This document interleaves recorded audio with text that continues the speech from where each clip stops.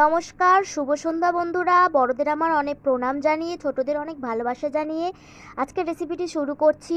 সন্ধ্যাবেলা থেকে ইচ্ছা হচ্ছিল মিষ্টি মিষ্টি কিছু খাবো, তারপর ভাবলাম না থাক। হঠাৎ রাত 11টার সময় মনে হলো যে না, মিষ্টি মিষ্টি কিছু খেতেই হবে। তো কিছু তো ঘরে তেমন ছিল না, আর দুধও ছিল না, ছিল সুজি। তার জন্য ভাবলাম যে নর্মাল একটু সুজি বানিয়ে খাই।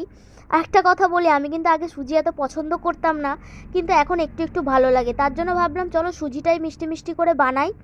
তার জন্য চলে এলাম এখানে সুজি বানাতে। দেখো এখানে কিন্তু কড়াতে আমি জলটা গরম, প্রথমে আমি কিন্তু ভালো করে সুজিটা ভেজে নিয়েছি। আমি কিন্তু এটা ভেবেছিলাম ঘি দিয়ে ভাজবো, কিন্তু ঘিটা আমি দিতে ভুলে গেছি। যাই হোক, আমি হালকা করে এটা ভালো করে ভেজে নিয়েছি, কিন্তু লাল লাল করিনি সুজিটাকে।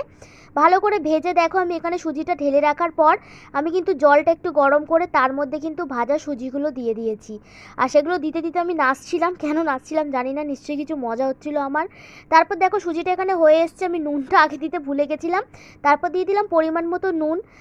তোমরা সবাই জানো যে যতই মিষ্টি হোক না কেন, তার মধ্যে যদি একটু নুন না দেওয়া হয়, আমি জানি না এটা আমার স্বাদটা কেমন একটা লাগে। তারপর নুনটা দিয়ে ভালো করে নেড়ে চেড়ে আমি এটা তার মধ্যে দিয়ে দিয়েছিলাম আমি চিনি। পরিমাণ মতো চিনি দেওয়ার পর আবার ভালো করে নেড়ে চেড়ে দিলাম। আর এখানে আমার একটা ভুল হয়ে গেছে বন্ধুরা, আমি কিন্তু গরম জলের মধ্যে এই সুজিটা ঢালার পরই আমি নাড়িনি, তার জন্য একটু দলা দলা পাকিয়ে গিয়েছিল। তাতে টেস্টের কোনো হেরফের হয়নি, আমি ওই দলাগুলো ফেলে দিয়েই খেয়েছি। যেটা অনেস্ট রিভিউ, সেটাই তোমাদেরকে বললাম, কিন্তু সুজিটা খেতে খুবই ভালো হয়েছিল। দেখো আমার এখানে সুজি রেডি হয়ে গিয়েছে। আমি কিন্তু তারপরে প্রথমে না ভাজার কারণে আমি তারপরে ভালো করে ঘি দিয়ে আমি এটাকে নামিয়ে নিলাম। তো দেখো এখানে আমি সুজিটা নিয়ে চলে এসেছি, দারুণ টেস্টি হয়েছিল। আমি অল্প নিয়েছিলাম, আমার বর অল্প নিয়েছিল, দুজনে মিলে কিন্তু এখানে সুজিটা খাচ্ছি।